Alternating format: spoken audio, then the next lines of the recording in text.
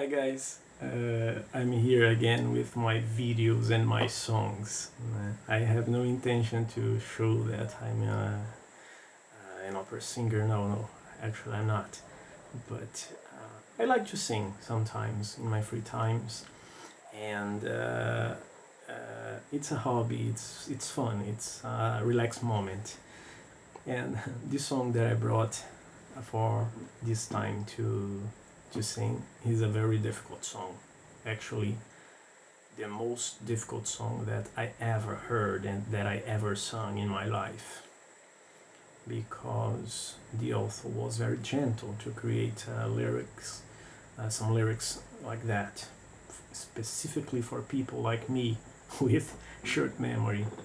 The name of the song is the Cats Duet. Okay, actually I am going to sing the song with a big friend, Leticia, and with the piano player, Williams. So I am learning this song for the future. Okay, it's not ready yet, but let's sing, let's have some fun. Okay, the Cats Duet.